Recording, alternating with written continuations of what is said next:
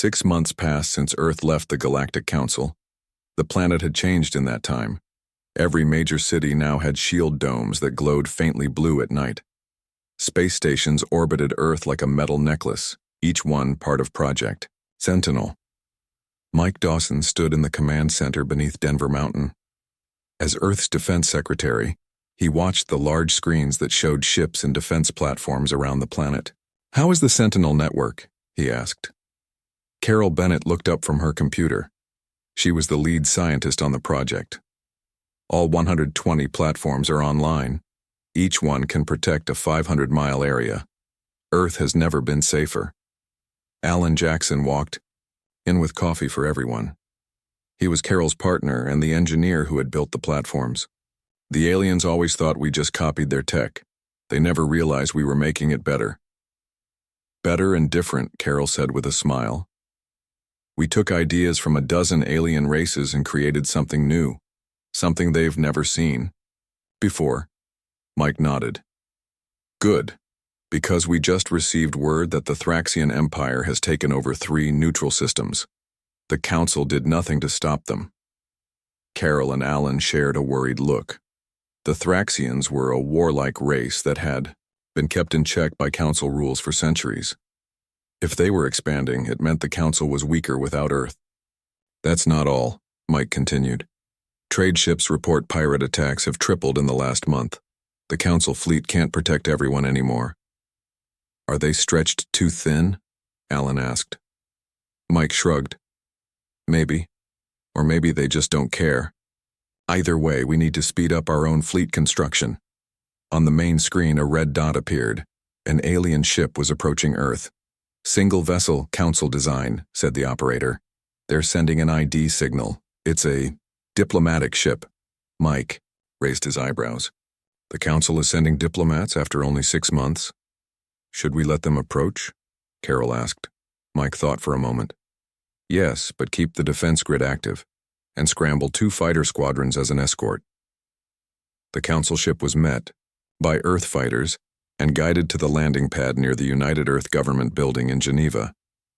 A small group of officials waited as the ship's door opened. Linda Powell, Earth's new Foreign Affairs Director, stepped forward as 3 aliens emerged. She recognized the lead alien, Yara Sen of the Modani people.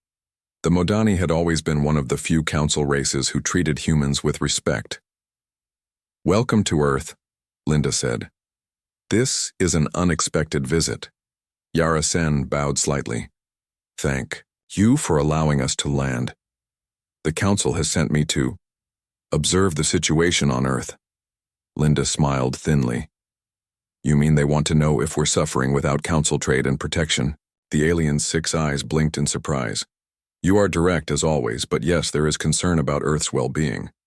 "Come," Linda said. "I'll show you exactly how Earth is doing." She took the aliens on a tour, first to the new shipyards, in orbit where 20 warships were being built, then to the Sentinel Control Center where Carol showed them the defense network. Finally to the new trade hub in Chicago where ships from non-Council worlds were buying and selling goods. "As you can see," Linda said, "Earth is not only surviving, but thriving. We've made new trade agreements with independent worlds. Our technology has advanced rapidly now that we're not bound by Council restrictions." Yara Sen looked troubled.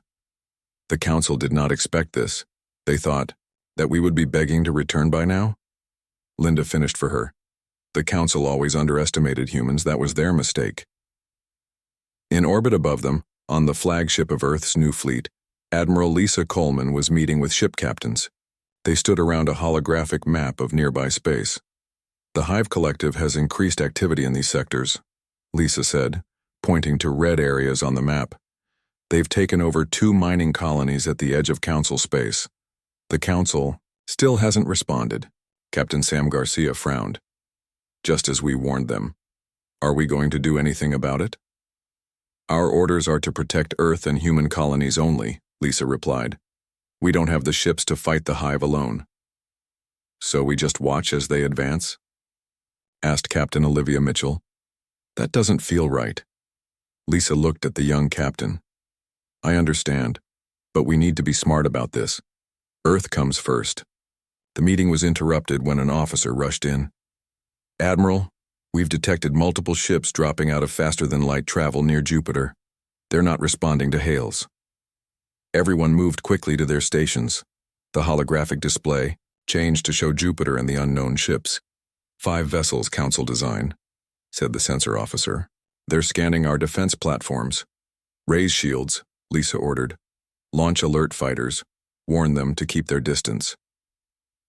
On the lead Council ship, Commander Telex of the Zilari watched the human defenses activate.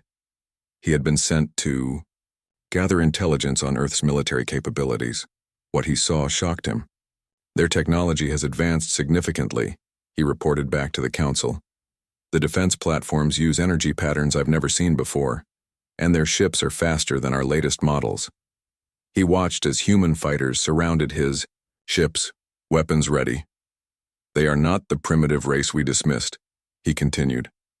"They have taken technology from different sources and created something new and potentially more powerful than anything in Council space." Back on Earth, Mike Dawson received the report about the Council spy ships. He wasn't surprised. "They're finally realizing what they lost when they pushed us away." Carol nodded. "It won't be the last time they check on us. The question is, what will they do with what they learn?" "Nothing good," Alan said. "The Council doesn't like being wrong, and they were very wrong about humans." Meanwhile, on Centauri Prime, the Council was in emergency session. Chancellor Vornath looked grim as he addressed the gathered representatives. "The power vacuum created by Earth's withdrawal has destabilized 17 sectors," he said, showing a map where trouble spots glowed red. "The Thraxian Empire is expanding. Pirate attacks have increased, and now we have reports that the Hive Collective is on the move." Scathal, the Zilari ambassador who had mocked the humans, spoke up. "These problems would have happened anyway. Earth's absence is not to blame." Ambassador Julia Hernandez, who had stayed behind on Centauri Prime as Earth's unofficial observer, laughed quietly. All eyes turned to her. "Something to add, human?" Vornath asked coldly. "Only that my people warned you about each of these problems," Julia said. "You chose not to listen." "We do not need lectures from Earth," Zekathal snapped. Julia stood up. "No. What you need is Earth's help. But you're too proud to ask for it. So instead, you send spies to our system and hope we're suffering without you. I'm sorry to disappoint you, but Earth is doing just fine." As she walked out, the Council members looked at each other uneasily.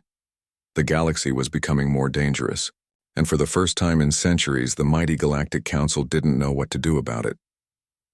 The Grand Hall of the Galactic Council shone with light that bounced off the crystal walls. 57 alien races sat at the massive round table. At one end, 4 humans waited for their turn to speak. Captain John Harris looked at his watch. This was the 3rd hour they had been waiting.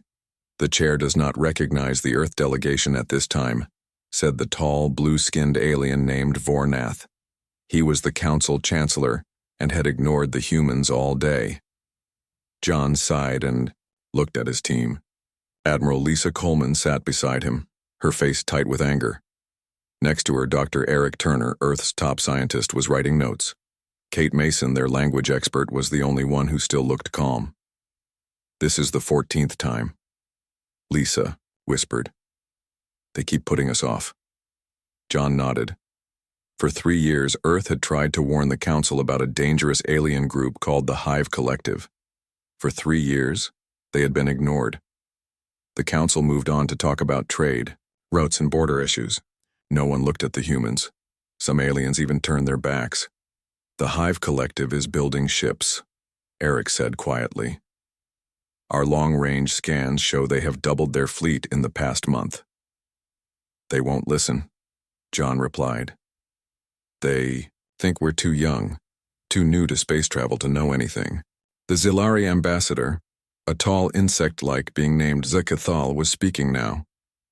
"As for the humans' request to speak, I move we table it again. Their claims are based on poor science and fear. They have been in space for barely a century. What? Could they know that we do not?" Many aliens nodded. Some made sounds that their translator chips turned into laughter. John felt his face grow hot. He had been patient for 3 years. He had followed every rule, filled out every form, and waited his turn. And for what? To be laughed at by beings who thought humans were just clever apes? He stood up suddenly. The motion made his chair fall, backward with a crash. The hall went quiet. "Earth delegation, you are not recognized," Vornath said. His voice was cold. "We have waited long enough," John said. His voice was steady, but everyone could hear his anger. "For 3 years we have tried to warn this council about a real threat. For 3 years you have treated us like children." Ziekthal made a clicking sound. "Sit down, human. Know your place." Admiral Lisa stood up next to John. Our place is among the stars, just like yours. We may be new to space travel compared to you, but we have eyes and brains." Dr. Eric added, "Our deep space monitoring network has detected the Hive Collective building up forces at the edge of known space. We have the data right here." He held up a small crystal data drive. No one moved to take it. "The Hive has been quiet for 300 years, said a gray-skinned alien from the far side of the table. "They learned their lesson in the last war." Kate Mason stood up now too. All 4 humans were on their feet, facing the council. "Pride makes you blind," she said. "You refuse to see danger because it comes from a warning given by humans." The council chamber erupted in angry shouts and hisses. Vornath banged a glowing rod on the table for order. "You forget yourselves," he said to the humans. "Earth is the newest member of this council. You were allowed to join out of courtesy, not because you have earned your place. If you cannot follow our rules, perhaps you should not be here at all." John looked at Lisa, then at Eric and Kate. They all nodded slightly. "Chancellor Vornath," John said, his voice now calm and clear. "Humanity formally withdraws from these proceedings." The room went completely silent. "What did you say?" Vornath asked, his large eyes blinking in surprise. "You heard me," John replied. "Effective immediately, Earth and all human colonies are withdrawing from the Galactic Council. We will close our borders to Council traffic and pursue our own path forward." Ziekthal laughed. "You cannot survive without our technology and trade. Your economy will collapse within a year." Lisa stepped forward. "We've been preparing for this possibility. Earth is more self-sufficient than you know." "This is foolishness," Vornath said. "Return to your seats, and we will forget this emotional display." John shook his head. "We are done being ignored. We are done being treated as lesser beings. The human race has faced challenges before. We will face this one too." Eric placed the data crystal on the table. "This contains all our information about the Hive Collective. Their movements, their ship production, their communications we've managed to intercept. I suggest you look at it, even if you won't listen to us." No one reached for the crystal. "You will regret this decision," Ziekthal said. "You will come crawling back when you realize how much you need this council." Kate spoke last. "Perhaps someday we will return, but it will be as equals, not as beggars. We have tried reason and patience. They have failed. Now we try independence." The 4 humans gathered their things and walked toward the door. The aliens watched in stunned silence. No race had ever voluntarily left the council in its 2,000-year history. As they reached the doorway, John turned back one last time. "When the Hive attacks, and they will attack, remember that we tried to warn you." The doors closed behind them with a soft hiss. Back on their ship, the Earth delegation sat in the conference room. None of them had spoken since leaving the council chamber. "Did we do the right thing?" Kate finally asked. John looked out the window at the beautiful ringed planet that housed the council headquarters. "We've spent 3 years being ignored and laughed at. Our warnings have fallen on deaf ears. What choice did we have?" Lisa nodded. "Now we prepare. If the council won't stop the Hive, we must be ready to defend ourselves." "What about Project Sentinel?" Eric asked. "Full activation," Lisa said, "and the new fleet designs need to be fast-tracked." John stood up and went to the communications panel. "I need to inform Earth government right away. They'll need to prepare for the economic impact of our withdrawal. As their ship pulled away from the space station, John watched the huge council building grow smaller. He felt both sadness and relief. Earth was on its own now, but at least they would face the coming storm with open eyes, not blind pride. Little did the council know that humans worked best when backed into a corner. And now, with their backs to the wall, humanity would show the galaxy what they were truly capable of. 1 year after Earth left the Galactic Council, the Hive Collective made its first major move. 6 council worlds came under attack at the same time. The Hive ships were fast and deadly. Their black hulls absorbed sensor scans, making them hard to target. On Mars, in the Human Defense Headquarters, General Frank Martinez watched the battle unfold. Earth's deep space monitoring network picked up all the transmissions. The Council forces were losing badly. They weren't ready, Frank said, shaking his head. After centuries of peace, they forgot how to fight. Colonel Amy Peterson stood next to him. Should we help them? We could send ships. Frank thought about it. Not yet. President Clark hasn't given the order, and the Council hasn't asked for help. They're too proud to ask, Amy said. Frank nodded. Pride costs lives, but this isn't our fight. Not until they make it our fight. The displays showed more Hive ships arriving. 2 council worlds were already lost. The alien forces were retreating. From others. What about that data crystal we left them? Amy asked. Did they ever look at it? Frank shrugged. No idea, but it contained everything they needed to know about the Hive. Their weak points, their attack patterns, everything our long-range scanners picked up over 3 years. On Centauri Prime, the Council was in panic. Emergency alarms sounded throughout the grand building.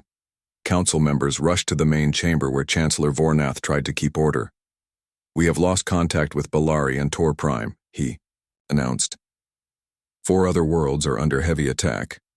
The Hive fleet has somehow grown 3 times larger than our last intelligence report. Where is the Council Defense Fleet?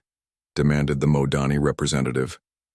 Spread too thin, replied the defense minister. We had to split our forces to deal with the Thraxian expansion and the increase in pirate activity. Julia Hernandez sat quietly in her observer's seat. The Earth Embassy had been closed when humans left the Council, but she had stayed behind as an unofficial contact. Now everyone seemed to have forgotten she was there, until Chancellor Vornath looked directly at her. The human observer, he said. A word, please. Julia followed him to a small room off the main chamber. The Chancellor looked older than she remembered, his blue skin now pale with stress. That data crystal your delegation left behind, he began. We finally examined it 3 months ago. A bit late, Julia said. Vornath sighed. Yes, too late it seems. It contained detailed intelligence on the Hive Collective, movement patterns, ship designs, communication codes, everything we needed to prepare a defense. Yes, Julia confirmed. Our deep space network detected their buildup 3 years ago. Captain Harris tried to warn you 14 times. The Chancellor's skin darkened with shame. We dismissed you as paranoid, as inexperienced. We were wrong. Yes, you were, Julia said simply. And now people are dying because of that mistake. The mind data also contained information about human defense strategies against the Hive, Vornath continued. Weak points in their ships. Disruption patterns for their group mind. Is this information accurate? Everything in that crystal is accurate, Julia replied. My people don't play games with lives at stake. Then we need your help, Vornath said. The words seemed to pain him. The Council needs Earth's help. Julia raised an eyebrow. You're asking officially? Not yet, the Chancellor admitted. But soon, I think. Very soon. Back on Earth, President Susan Clark called an emergency meeting. The top military and civilian leaders gathered in the underground war room in Washington. The Hive has taken 2 council worlds, she began. 4 more are under attack. Council forces are retreating on all fronts. Admiral Lisa Coleman spoke. Up. We expected this, The hive has been building for years while the council ignored the warning signs. The question is, President Clark said, does this affect Earth? Are we in danger? Dr. Eric Turner, now head of Earth Intelligence, answered, not immediately. The hive is focused on council space right now, but if they succeed there, they will eventually turn toward us. So we have time, the president said. Some, Eric agreed, but not much. The hive conquers quickly. Defense Secretary Mike Dawson cleared his throat. We have options. Our fleet is small but advanced. The Sentinel network could be expanded to protect our colonies, and we have defensive plans specifically designed for the hive, which the council ignored, Lisa reminded everyone. True, Mike said, but that doesn't change the fact that millions of innocent people are dying right now. The room went quiet. Everyone knew what was at stake. The council had treated humans badly, but ordinary aliens on those worlds had done nothing wrong. What do our people think? President Clark asked her political advisor. Public opinion is mixed, came the reply. Many are angry at the council and don't want to help. Others feel we have a moral duty to act if we can. The president nodded. And what does Ambassador Hernandez report from Centauri Prime? Her last message indicates the council is in disarray, Eric said. Chancellor Vornath spoke to her privately. He as much as admitted they need our help, though he hasn't asked officially yet. They're going to wait until the last possible moment, Lisa said with disgust, until they've lost more worlds and more lives, all because they're too proud to admit they were wrong. President Clark stood up. Then we have a choice to make. Do we wait for them to ask? Or do we act now and save lives? Meanwhile, on a council world called Nexus 4, the hive forces had broken through the orbital defenses. Black ships landed in the capital city. Strange, insect-like aliens poured out, capturing civilians and destroying resistance. Governor Lan, the planet's leader, sent one final message to the council. They are everywhere. The defense fleet has retreated. We are lost, I repeat. Nexus 4 is lost.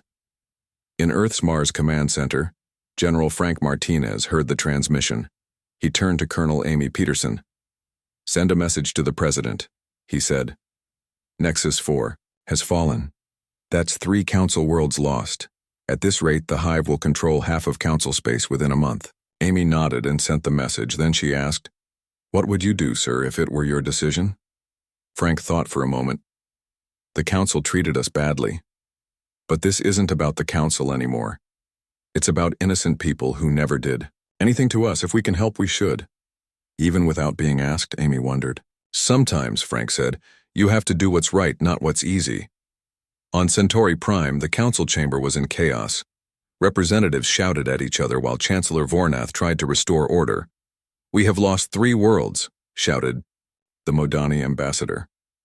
3 worlds in 6 days. Where is our fleet? Where are our defenses?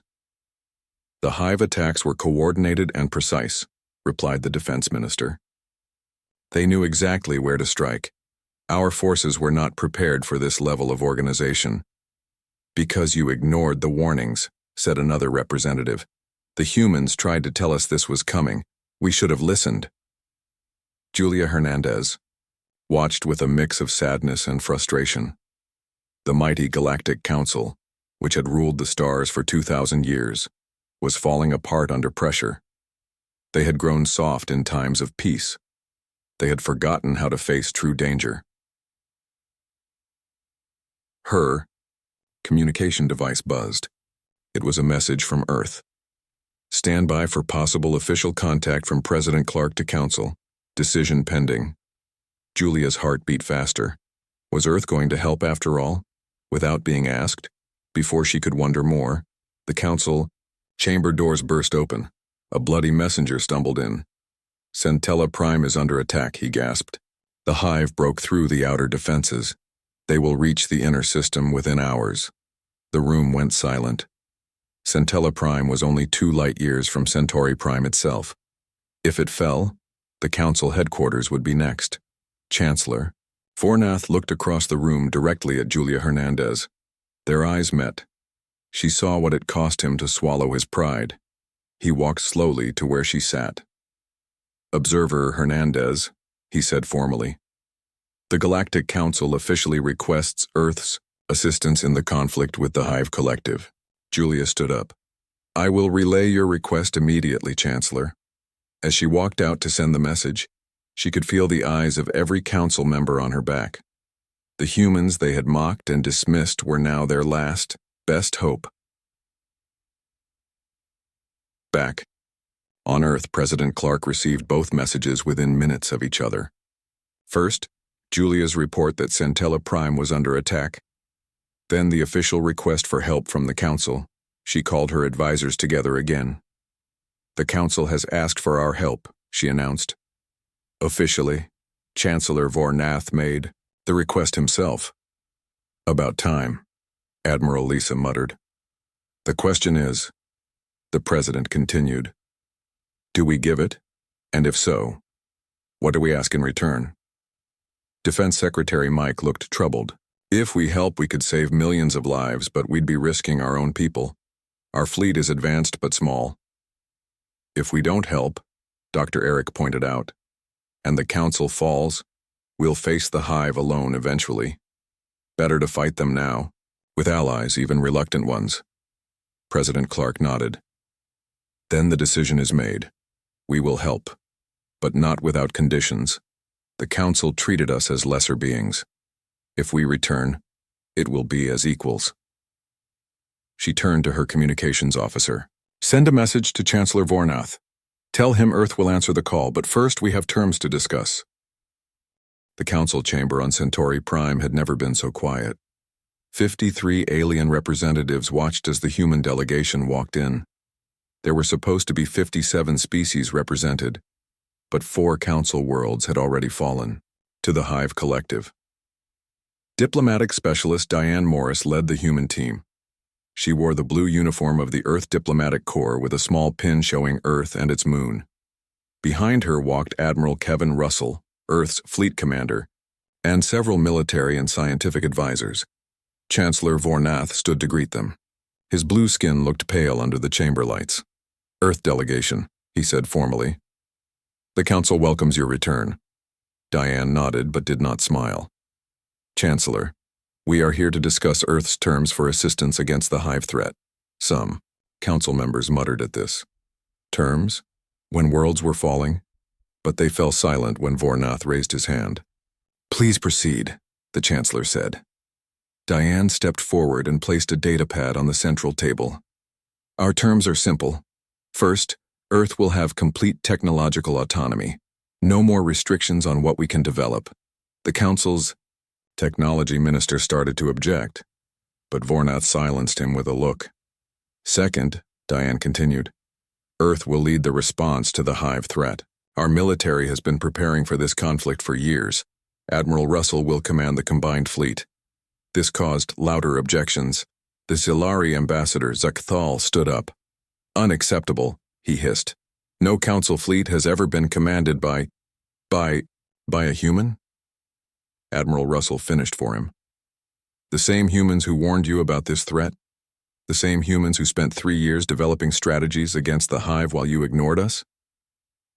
Zakthal sat down, his insect-like face showing anger.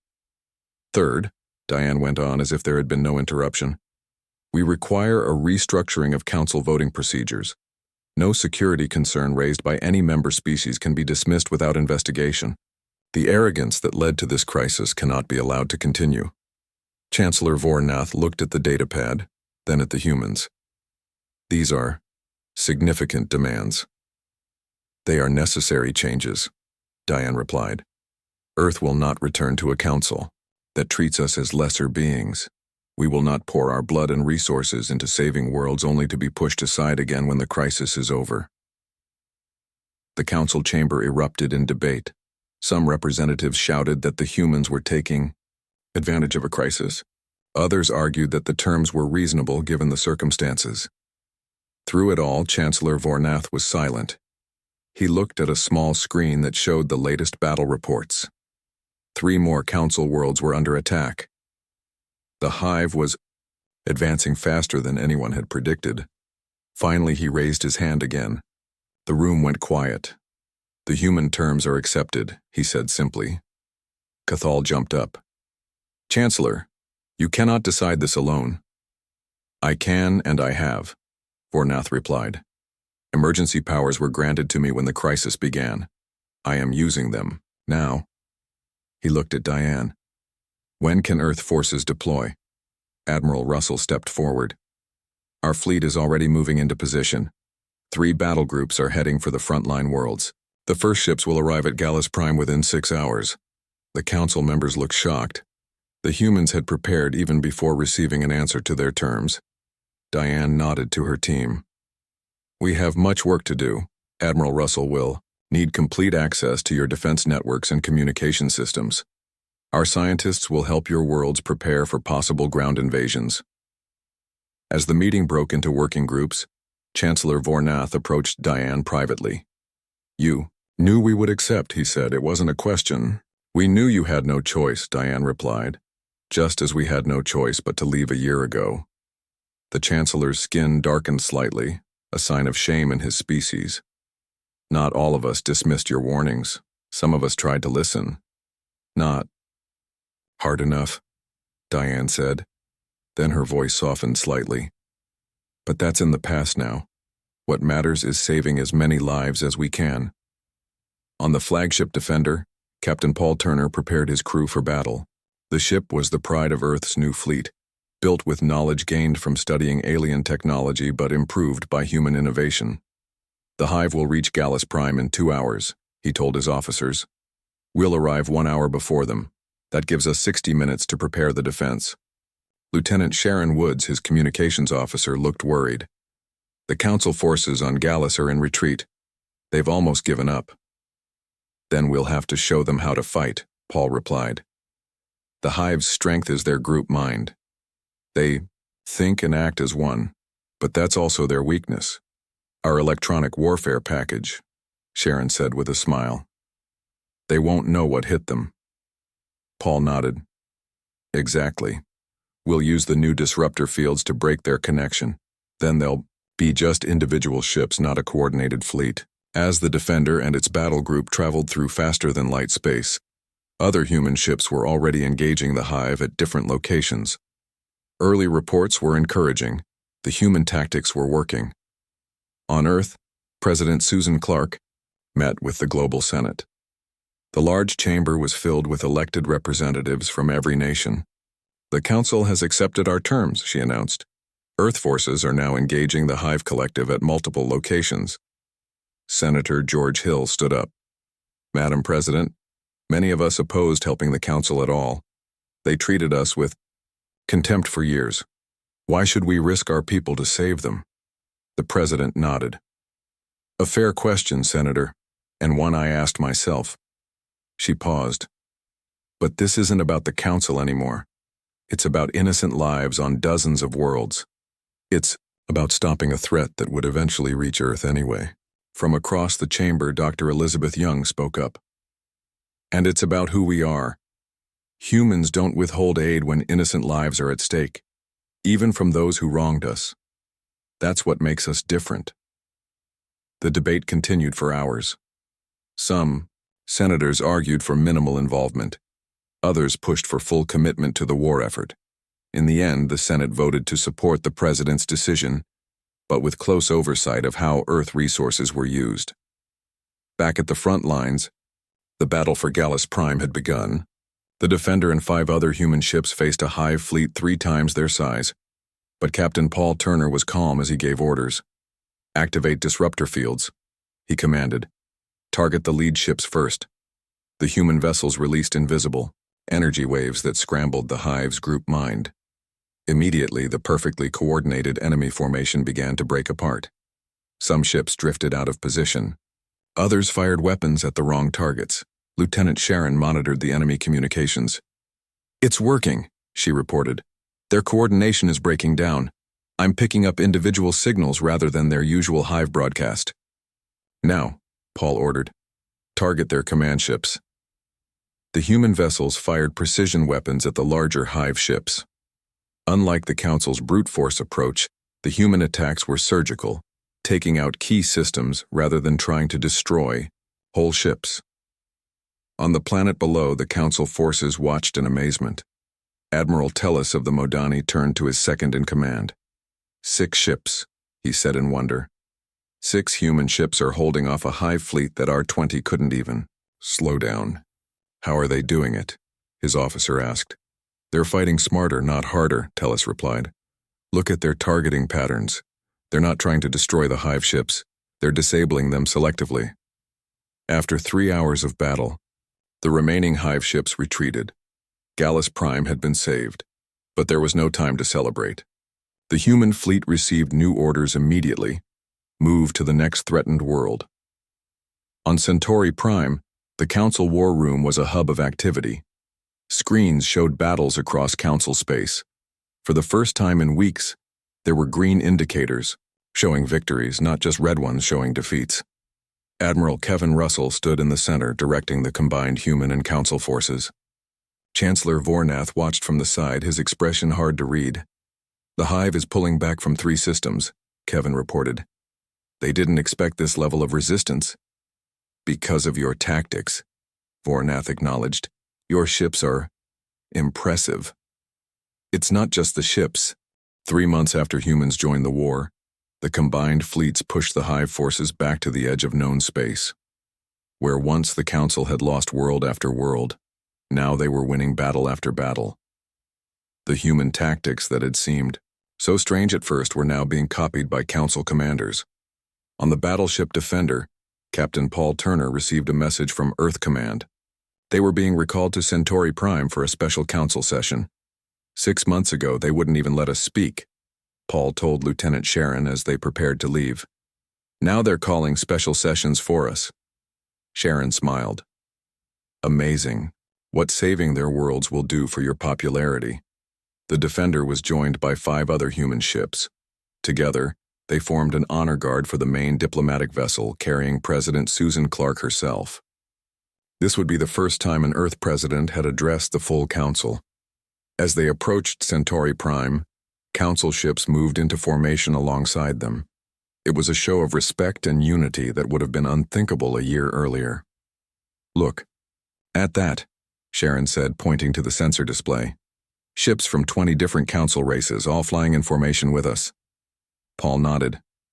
Not because they were ordered to, but because they want to. In the 3 months of fighting together, relationships had changed. Human crews had saved alien ships. Alien crews had rescued human pilots. They had bled together, celebrated victories together, and mourned losses together. Old prejudices were hard to maintain when someone had saved your life. On Centauri Prime, the Grand Council chamber had been rebuilt after a hive attack 2 months earlier. The new design was different. Instead of the old arrangement where senior Council races sat at the front and newer members at the back, the chamber now featured a circular table where all representatives sat as equals. Chancellor Vornath waited on the landing platform as the Earth ships arrived. With him stood representatives from every Council race. Even Ambassador Zuckthal of the Silari was there, though he still looked uncomfortable. When President Clark stepped out, there was a moment of silence. Then, to everyone's surprise, the Chancellor bowed deeply. One by one, the other representatives followed his example. President Clark, Vornath said formally, the Galactic Council welcomes you and thanks you for Earth's service in our time of need. Susan Clark was a tall woman with gray in her dark hair. She had been a diplomat before becoming president, and she knew the value of this moment. Chancellor, she replied with a small bow of her own. Earth is proud to stand with the Council against threats to peace and freedom throughout the galaxy. They walked together to the Council chamber. The mood was solemn but hopeful. The war was not over, but for the first time victory seemed possible. Inside, representatives from all Council worlds waited. When President Clark entered, they all stood, another sign of respect that had never been granted to human representatives before. Chancellor Vornath took his place at the table. There was an empty seat beside him. President Clark, he said, please join me. As she sat down, the message was clear to everyone. Earth was being offered a place of honor, a permanent seat on the High Council. Today, Vornath began, we gather to recognize the service of Earth and its people in our conflict with the Hive Collective. When we faced our darkest hour, they answered our call, not with conditions or demands, but with ships and soldiers, ready to fight. President Clark raised an eyebrow at this rewriting of history. There had most certainly been conditions, but she let it pass. This was no time for correction. The human fleet has led our forces to victory after victory, Vornath continued. Human scientists have improved our defenses. Human doctors have saved countless lives. They have proven themselves not just worthy allies, but worthy leaders. From across the table, Ambassador Zuckthal spoke up. No one questions their contribution, Chancellor, but there are concerns about some of the changes being proposed. Such as? President Clark asked calmly. The restructuring of council procedures, the removal of technology restrictions, the permanent seat on the High Council. These are significant alterations to traditions that have served us for 2,000 years. Before the Chancellor could respond, Admiral Kevin Russell stood up. He had been sitting quietly with the Earth delegation. Ambassador, he said, those traditions led the Council to ignore warnings of the Hive threat. They led you to dismiss human concerns as unimportant. They created a system where the oldest races could ignore the youngest, even when those young races had valuable things to say. He paused. Those traditions nearly got you all killed. The chamber was quiet. Even Zuckthal had no immediate response. Change is difficult, President Clark said into the silence. We understand that. Earth has gone through many painful changes in its history, but sometimes change is necessary for survival. Another council member, a reptilian being from Draconis, spoke next. I fought alongside human ships at the Battle of Nexus 4. My vessel was damaged. We were about to be destroyed when Captain Lee of the human ship Intrepid placed her vessel between us and the enemy. Her ship took damage meant for mine. The reptilian's scale shifted color with emotion. When I spoke with her afterward, I asked why she had risked her crew for aliens who had once mocked her people. She said, because it was the right thing to do. That is when I understood humanity's strength. It is not their technology or their tactics. It is their heart. Around the table, other representatives shared similar stories. A Modani spoke of human doctors working day and night to save victims of a hive attack. An Altorian described how human engineers had improved their planetary shields just hours before a major assault. Even Zuckthal reluctantly admitted that Silari colonies might have been lost without human assistance. Chancellor Vornath let everyone speak. Then he turned to President Clark. The old council would never have admitted its mistakes, he said. But if we are to build a new council, a better one, then honesty must be our foundation. He stood up. On behalf of all council races, I formally apologize for how humanity was treated. We were wrong. We were arrogant. We nearly paid for that arrogance with our existence. President Clark nodded in acknowledgement. Apology accepted, Chancellor. Now let us look forward, not back.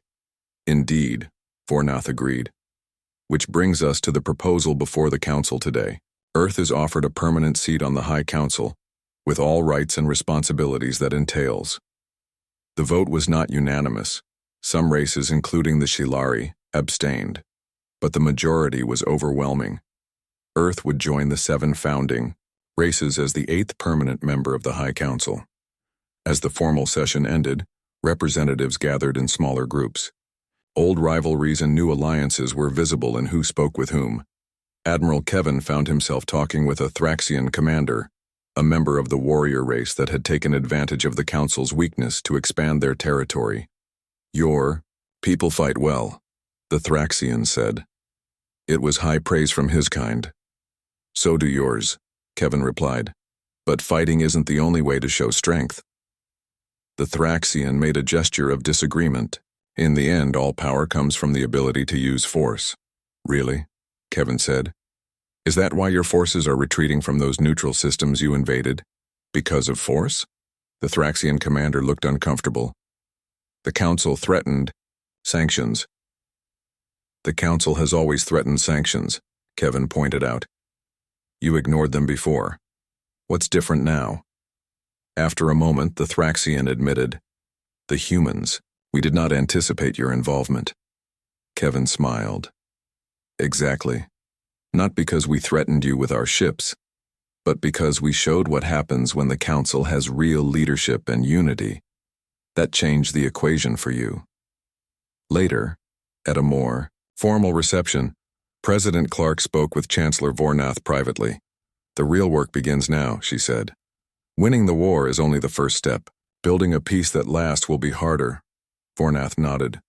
The Council has grown complacent over centuries. Change will not be easy or fast. There will be resistance. From the Zilari, certainly, Clark said. Others too, perhaps. Yes, but there will also be support. Many see now what I should have seen years ago, that new perspectives strengthen us all. The president looked out at the gathering. Humans and aliens mingled, sharing stories and ideas. A year ago, my people were angry at the Council. Many still are. Trust takes time to rebuild. And what about you, President Clark? Vornath asked. Do you trust the Council now? She considered the question seriously. I trust that you have learned a valuable lesson. Whether that lesson will be remembered after the crisis passes, that remains to be seen. 6 months later, the war with the Hive Collective ended in victory for the Allied forces. The final battle took place far from Council space, near the Hive homeworld itself. A combined fleet led by Captain Paul Turner delivered the killing blow, a specially designed virus that broke the connection between the Hive Queen and her forces. Without their central intelligence, the Hive ships were just empty shells. Some were destroyed. Others were captured for study. The threat that had loomed over the galaxy for years was finally ended. On Earth, the Global Senate met to ratify the new treaty with the Galactic Council. Senator George Hill, once the strongest voice against rejoining the Council, now stood to address his colleagues.